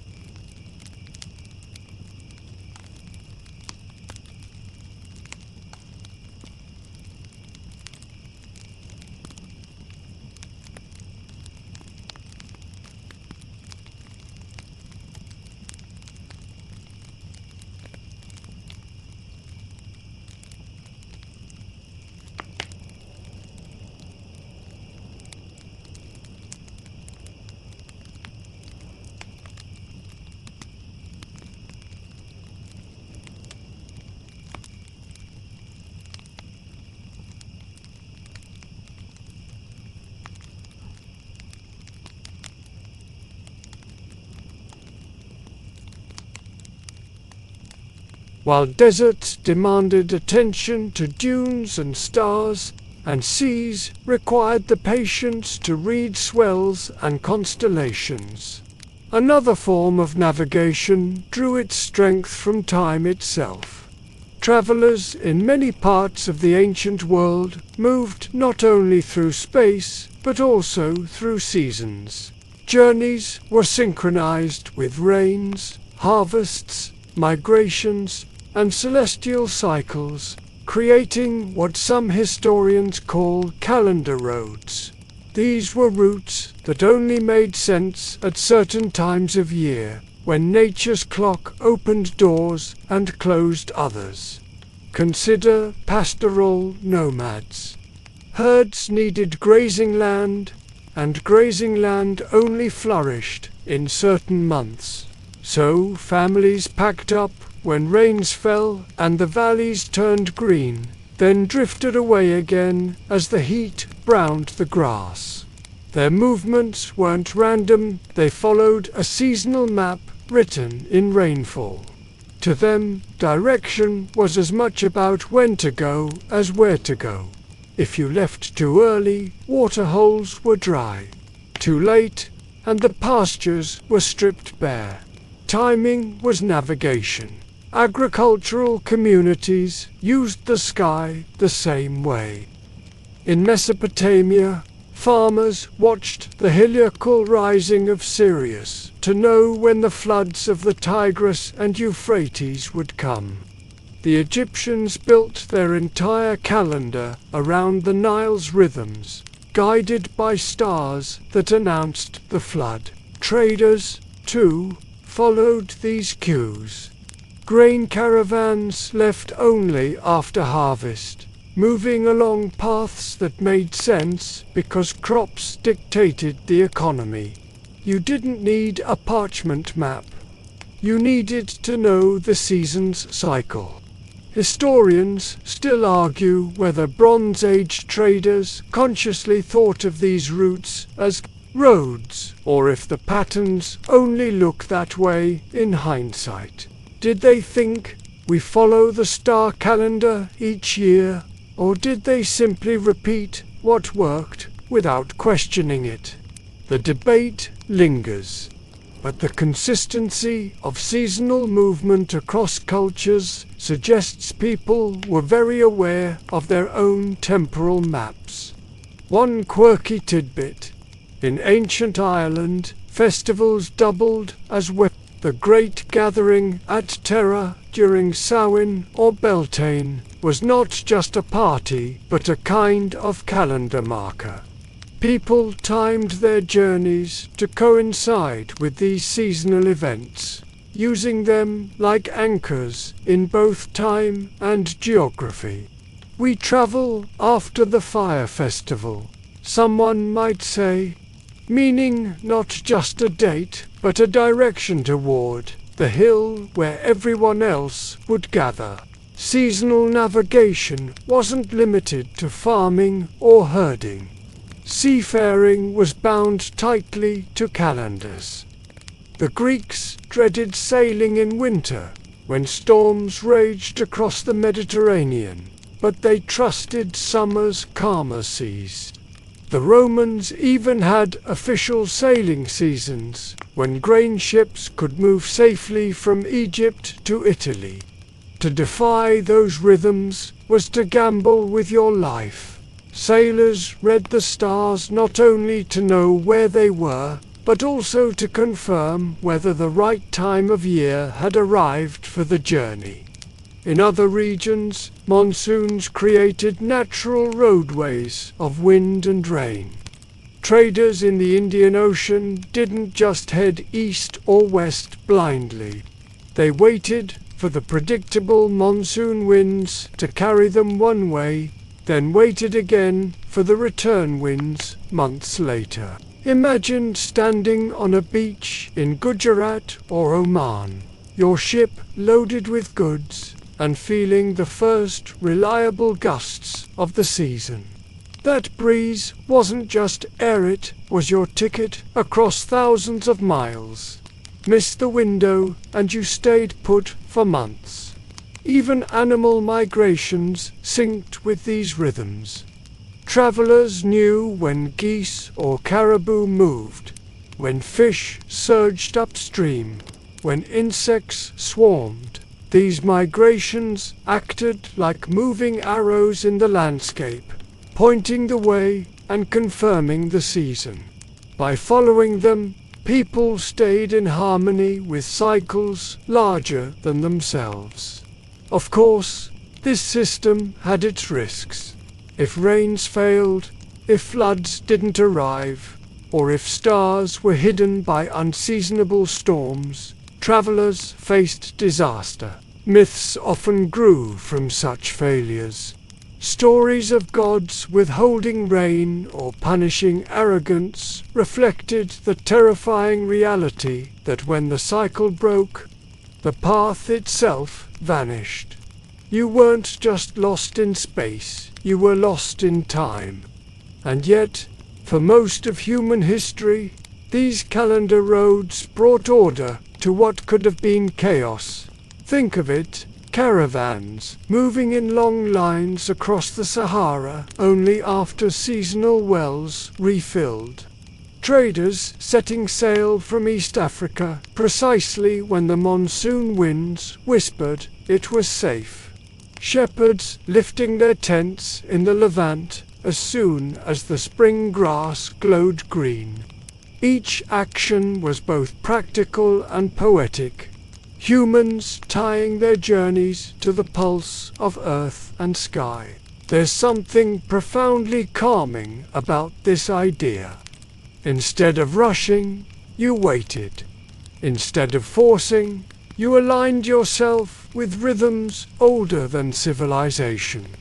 Navigation wasn't about conquering the world, but about listening to it. Step by step, season by season, people moved in sync with the heartbeat of the planet. Picture yourself now, drifting off, as rain patters faintly outside your window, imagining a caravan stirring awake at dawn in some faraway century. They know it's time because the stars told them so, because the rivers swelled just enough, because the animals moved on. The world itself gave them permission to travel, and they followed, steady and unhurried, along invisible roads carved not into the earth, but into time.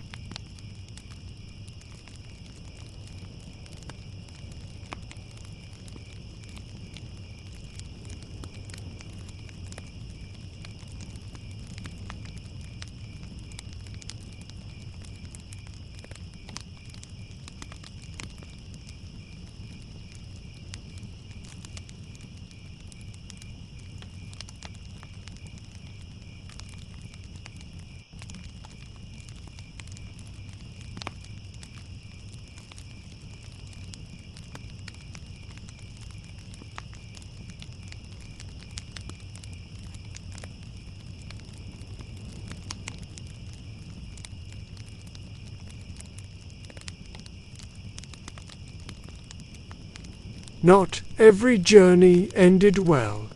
For all the skill, patience, and ingenuity travelers brought to their voyages, mistakes happened, sometimes fatal ones. A shadow misread, a bird flight misunderstood, a songline forgotten.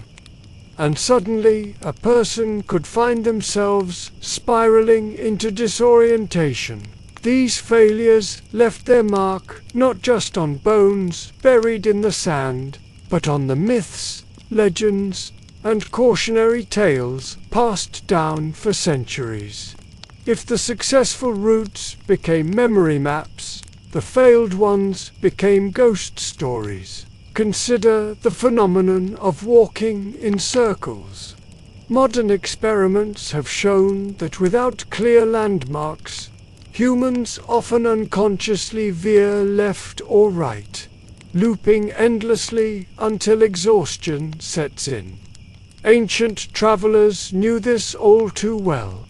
Folk tales from deserts, forests, and tundras tell of wanderers who walked all day only to return to their own footprints. To explain this cruel trick of the body, people invented spirits gin in Arabian sands, forest sprites in European woods, trickster animals in Native American tales beings who supposedly led mortals astray, when pride made them think they could navigate alone.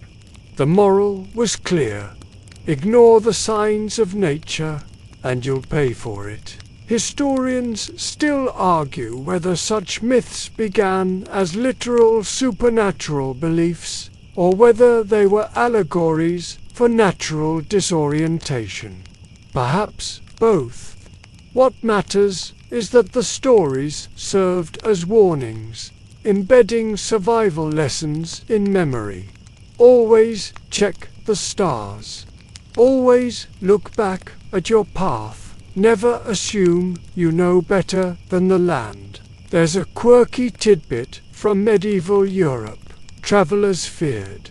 Will-o'-the-wisps, mysterious lights said to dance over marshes at night. Chasing these flickering glows often led people deeper into swamps where they drowned or vanished. Science now suggests these lights may have been natural gases igniting above stagnant water, but to a lost pilgrim, they were malicious spirits luring him to his doom. The tale endured, teaching future wanderers to resist the temptation of strange lights and stick to well-trodden paths. Errors didn't just happen to common folk. Great expeditions, too, were undone by misjudged directions. Roman legions vanished in deserts when their guides faltered. Viking sagas tell of sailors blown off course for months, discovering strange lands by accident. Chinese chroniclers speak of caravans swallowed by sandstorms, their trails erased in a single night. Each disaster turned into legend, retold as both tragedy and explanation, why a city was never reached, why a people never returned. Yet mistakes also birthed myths of creation. A misplaced turn might lead to the discovery of a new valley, a river, or even an entire island.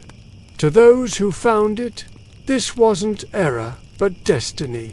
Stories of founders stumbling upon fertile land by the will of the gods often mask what was.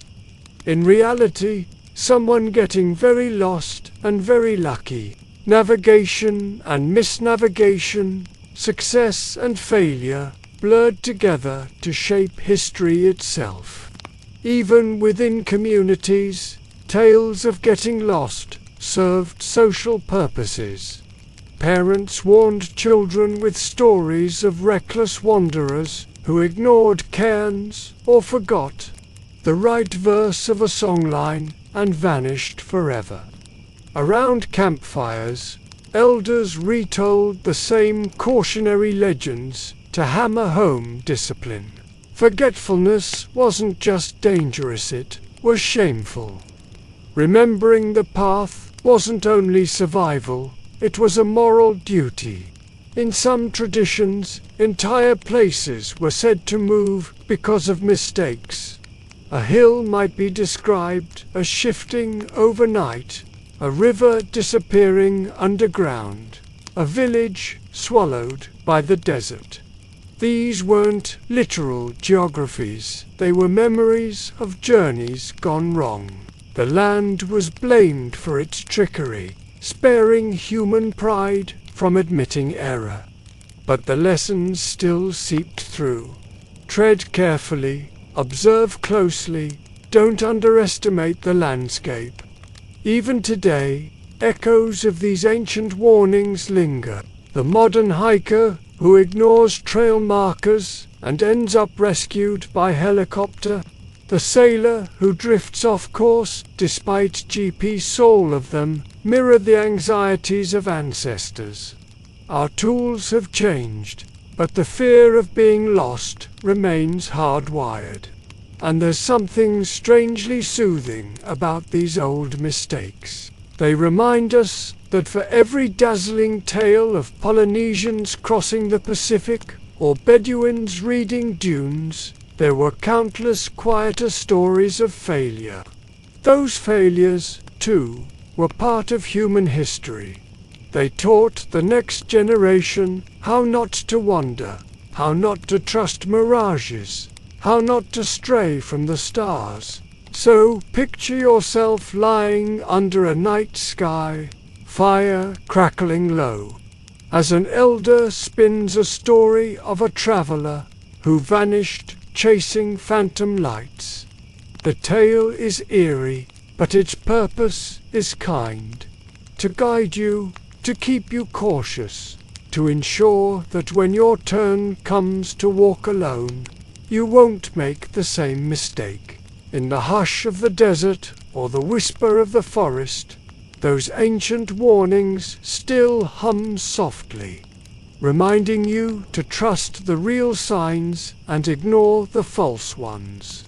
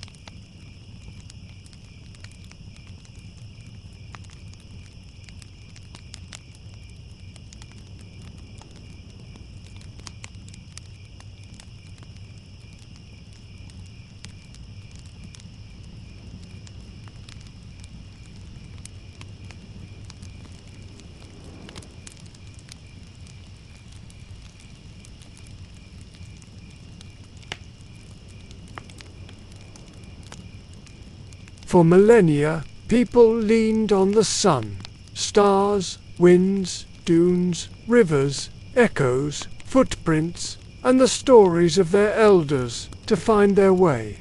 All of these were living systems of navigation, flexible, adaptive, and deeply tied to human senses. But eventually, humanity began to crave something more permanent. Something that could be carried, copied, and standardized. Slowly, the world shifted toward maps. Those fragile sheets of animal skin, papyrus, parchment, and later paper that turned memory and nature into lines and symbols. This transition wasn't quick, and it didn't replace the old ways overnight.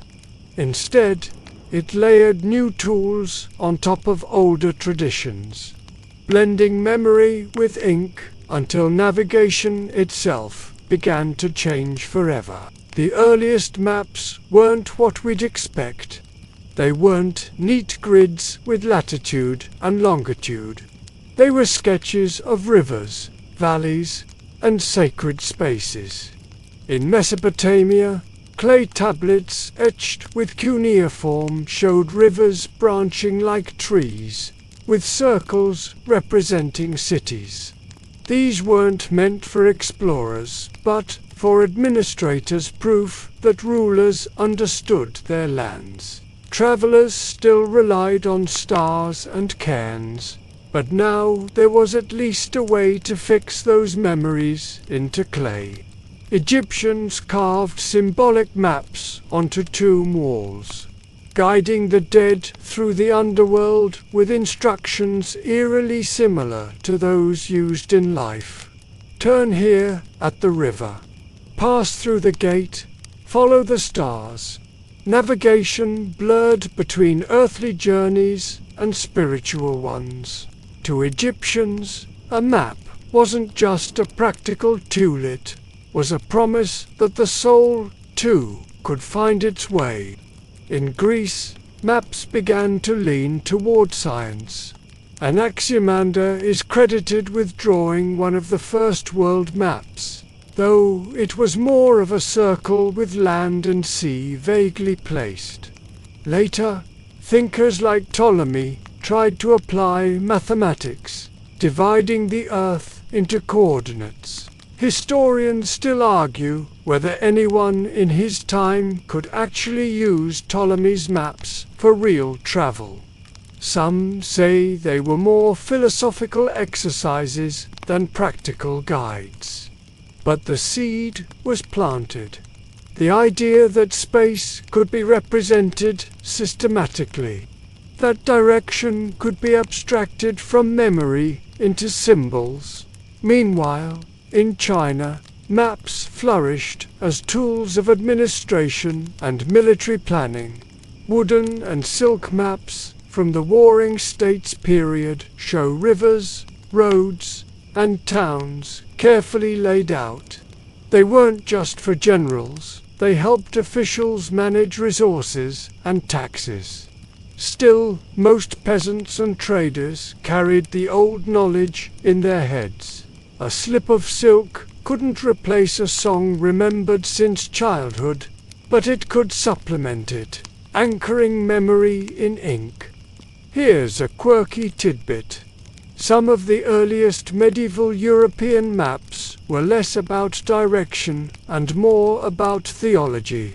The so-called Mappa Mundi often placed Jerusalem at the center, with the world radiating outward like a divine plan. Rivers were drawn in the shape of a cross, continents squeezed into symbolic proportions.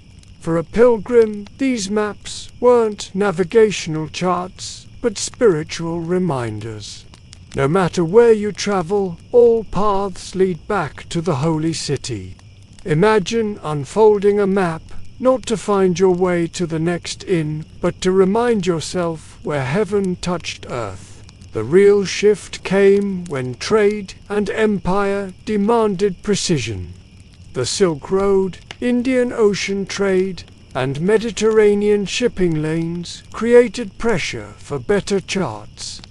Arab scholars like Al-Idrisi produced maps that combined information from travelers, merchants, and sailors into comprehensive His 12th century world map, commissioned in Sicily, was so detailed that it remained influential for centuries.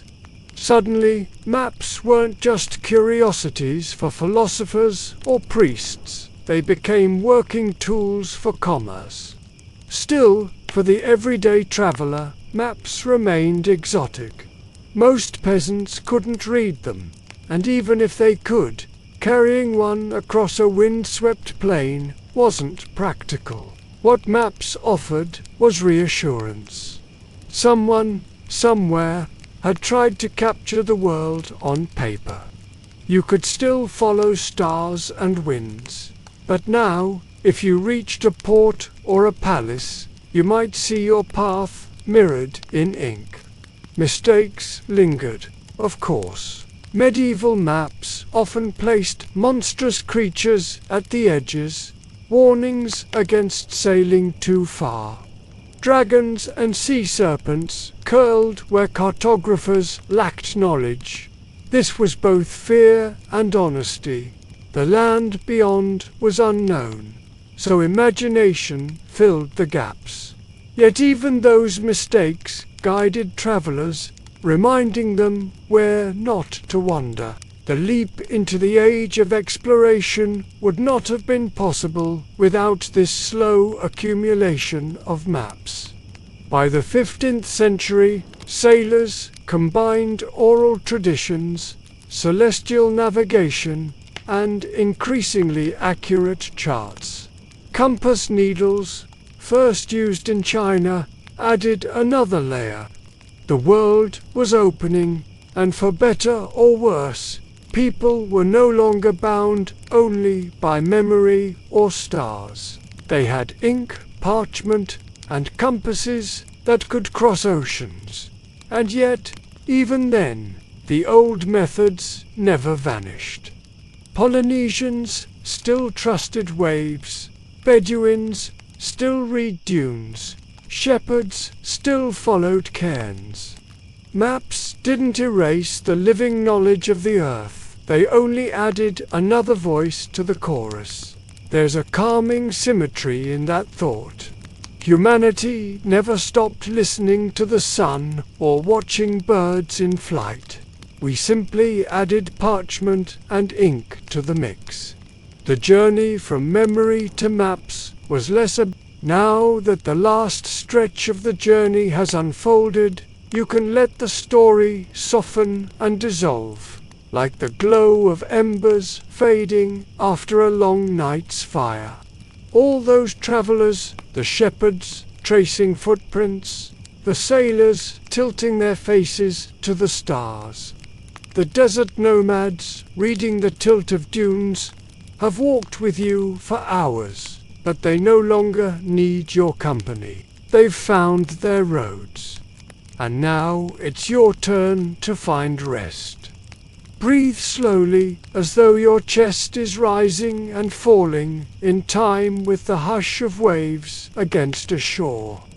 The world you've wandered through, filled with cairns, echoes, winds, and starlight, can shrink now into a gentle hum at the edge of your awareness. You don't need to follow any more paths, don't need to remember any songs, don't need to test the air for scents of water. The work of navigating is over. Imagine lying back on soft ground, the night sky stretching overhead. The constellations that once guided caravans and canoes are nothing more than quiet decorations. Now, steady pinpricks of light that don't demand anything of you. They're simply there, keeping watch while you sink deeper into stillness. The earth beneath you feels steady, and the air feels light, almost like it's holding you.